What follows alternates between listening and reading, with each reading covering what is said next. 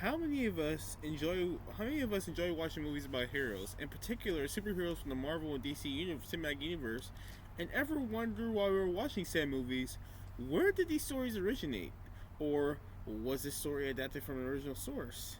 Well, the answer will be comic books. This is a comic book right here. Comic book right there.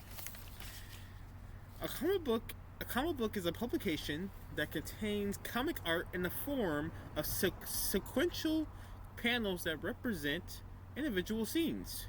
The panels are also usually accompanied by descriptive narrative, most of the time words used in word balloons representing the art form of the comic.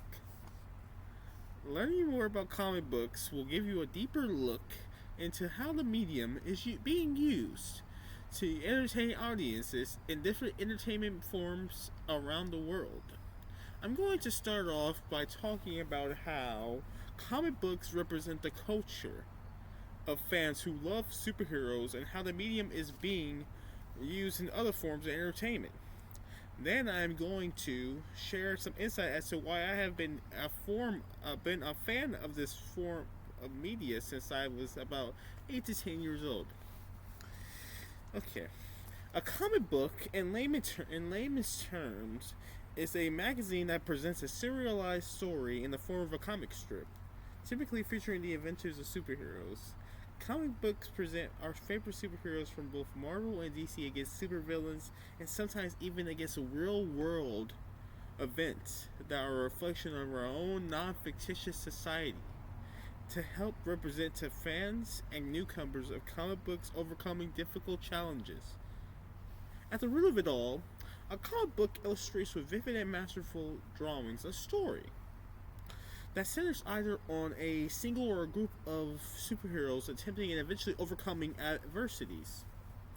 Panels are used within the comic book to transition between different scenes of the story being portrayed in the issue, which is a word used to separate multiple comic books that belong to a specific hero or superhero's collection, i.e., the Amazing Spider-Man issue number 121 or the Avengers issue number 85. The reader of the comic book is able to read and follow along with the story being portrayed by reading the comic book from left to right and following the pages on the right hand bottom of each page in the comic book. On each page in the comic book.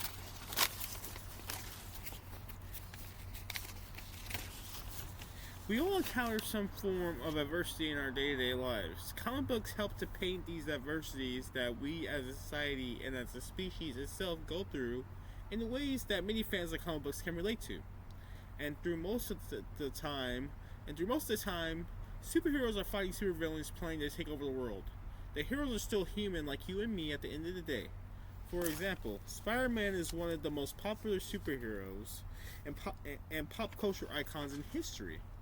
But in his comic series, he is still at the root of everything, a normal college student named Peter Parker, trying to navigate and juggle his personal and professional life, which oftentimes doesn't always go as planned. Comic book fans can process these types of stories with a sense of relatability, that these superheroes who we look up to as fans go through the same stuff we go through as well.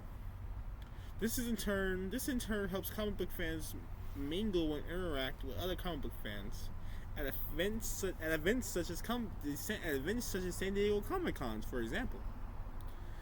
The stories and legends that are in comic books are becoming so popular with new audiences in the movies, television, and audiobook industry. In particular, the Marvel Cinematic Universe is a global the Marvel Cinematic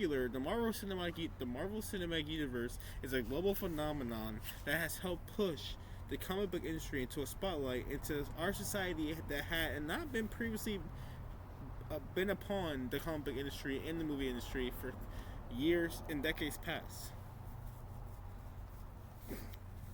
I just told you about what a comic book is and how comic books have had a lasting impact on our society and are now starting to reach fans old and new through new forms of media.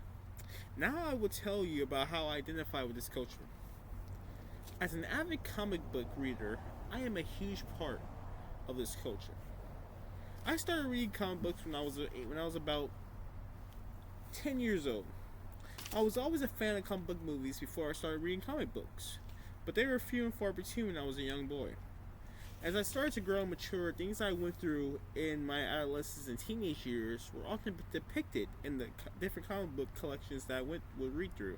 This made me grow an even bigger love and admiration for comic books and the comic book industry in general, as I felt that these stories in these comic books were more than just fictional works to entertain me, but rather they were well grounded stories with an underlying moral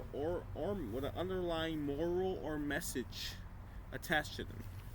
When I read certain comic books, most of the time I read different issues that belong to one collection or different superhero lineups so I can follow the cons. So I can follow the core central story that is being presented. At the end of each issue, I like to take 5 to 10 minutes to reflect and think about the material I just read, and whether or not there is a moral or lesson that can be learned from it. I like to incorporate values such as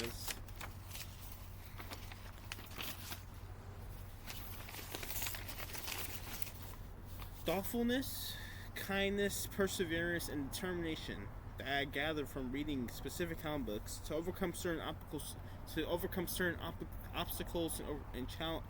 and challenges in my life. To sum it all up, today we learned about comic books. Today we learned about comic books and how this form of art is used in multiple forms of media around the world to entertain and inspire people to reflect on their lives and society as a whole.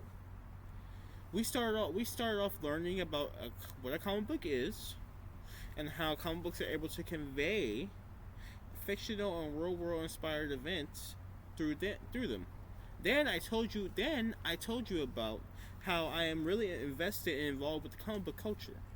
The next time you go see a Thor Guardians of the Galaxy movie in theaters, you know now that there's more to the service of the film that is based on the comic books that are based on comic books than you might have originally realized.